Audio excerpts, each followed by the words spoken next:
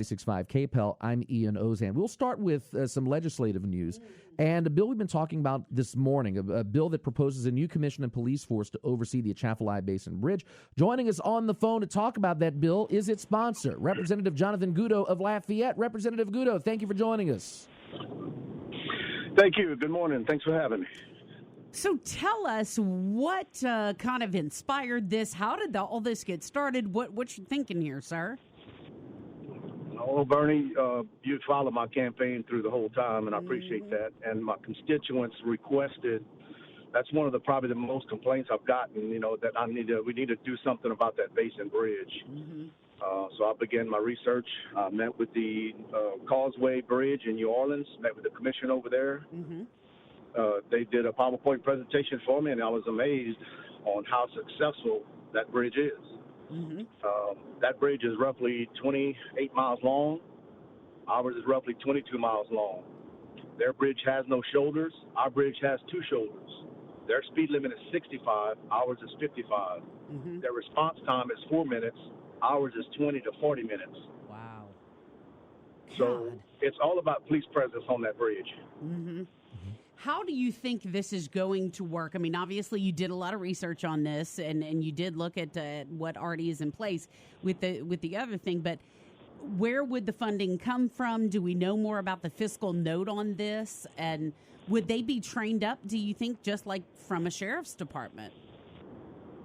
Correct. They're going to require the same training, post-certification. And, the bridge itself over there has been shut down twice a year. Ours shuts down roughly twice a week. So the speeding aspect of it is going to come. The tickets are going to derive the revenue that we needed to run the department. It's going to be housed at the Butler Rose exit next to the tourism center. So what better statement are we making for our tourism when we come here and they go to that wonderful facility down there and see a police department sitting there? Yeah, it's a big statement. I can see that. Now the question I have is, I'm sorry. Go ahead, sir. The state already owns that property, so we don't have to purchase any property for it. There's that, too. Ian? Now, the question I have, sir, is your district covers Lafayette Parish and a small portion of Acadia. The bridge, obviously, St. Martin, Nimberville parishes. What conversations have you had with the representatives and senators from those parishes? Are they in favor of this? What's the conversation been like with them? I have met with every political office. I've met with the representatives in phone conversation, the senators in that area.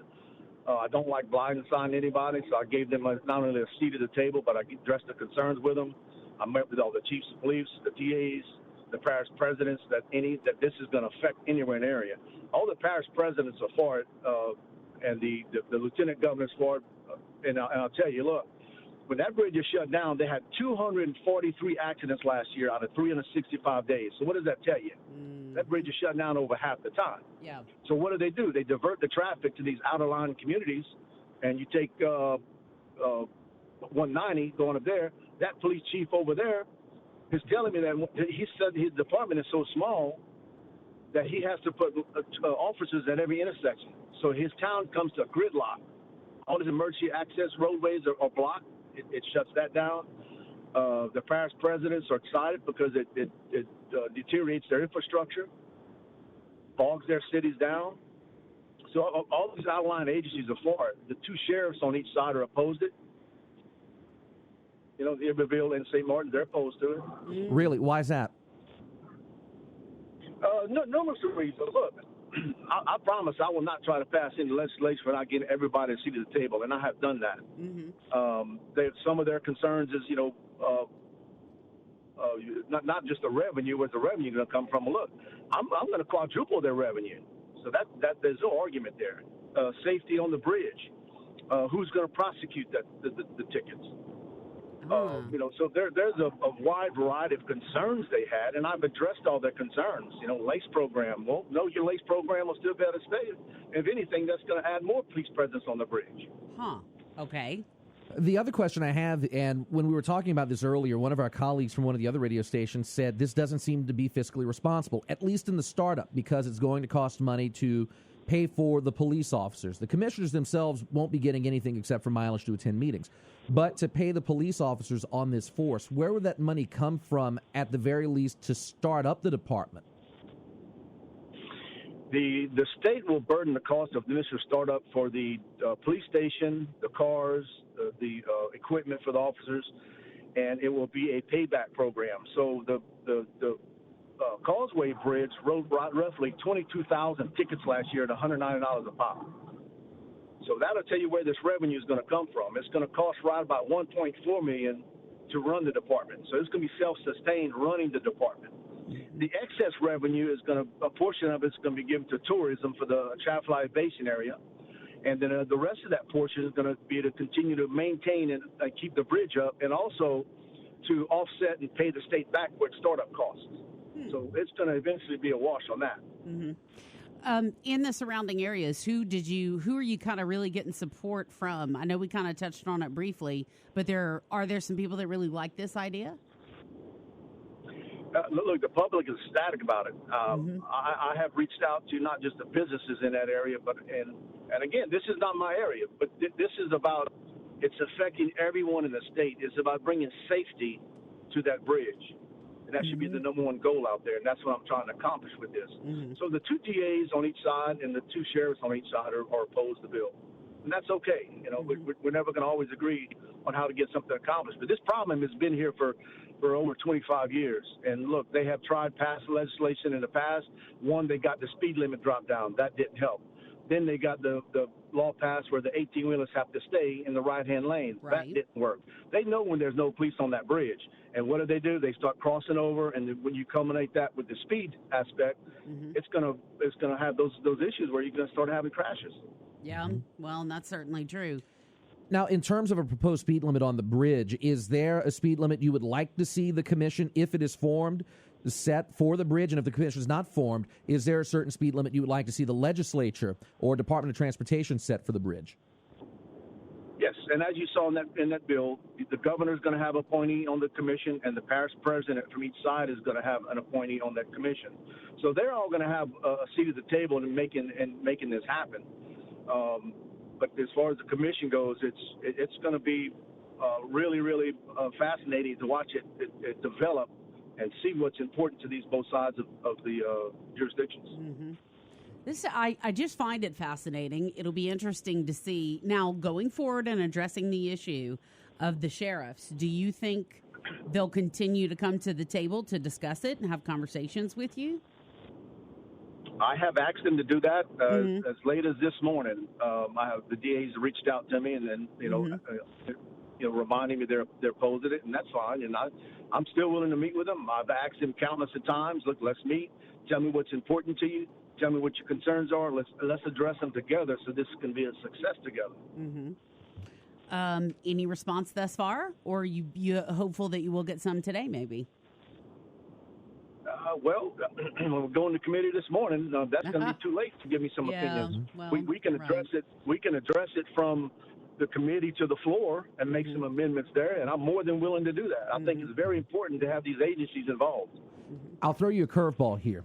In terms of raising money for the bridge and raising money for this department, whether or not this bill passes, would you be supportive of a toll for the Basin Bridge to help pay for repairs and help pay for some of the other issues that plague the bridge in terms of response time, police presence?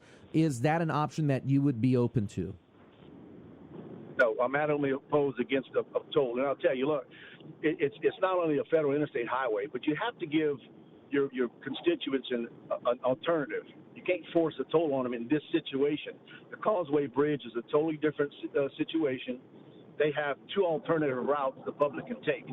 So theirs is a toll bridge. Ours is going to be dependent totally on the citation revenue. And look, and to your early question, I'm going to keep the speed limit the same. I think that's still a safe speed where it's listed at right now. I don't see any need to make that speed any faster. Okay. Very interesting. Well, Mr. Godot, I want to thank you so much for being willing to hop on the air with us and let us flesh this out a little bit. And we will obviously be following it to see what happens. Do you have, if you were a betting man, any thoughts on how the direction might go? You know, I'm not only learning, but I'm also being told some legislation to this size and controversial, sometimes it takes 2 to 3 years to pass. Yeah. Constantly going back and tweaking and making the adjustments you need to make, addressing the concerns. You know, this is a big piece of legislation. So it may take a year or two, and I'm ready for it. But again, I'm going to continue to work with everybody. I have no problem with that, and I welcome it. And I would also like to thank you for your quick response and getting on the air with us, because I think it's so important to the process for the people to hear from their elected officials. Kudos to you, whether people agree or disagree or whatever, that we're able to have folks to address the issues. Absolutely. We found the story in the committee agenda at about 5:30 this morning. Bernie texted you at, 6:30 or so, and 7:30, you're on the air with us. So we appreciate the quick response. We appreciate you coming on to answer the questions and giving us more insight into this bill. It's a lot of good information. We appreciate you taking the time.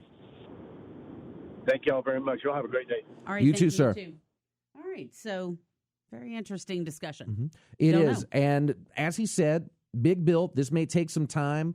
And you would expect some opposition from the sheriffs and or DAs because of the revenue issue. But I would imagine at some point, if all the T's are crossed and the I's are dotted, we'll see this go through, because on its face, maybe in a part, it seems like a good idea. And the idea of basing it at Butte La Rose, you're in the middle of the bridge.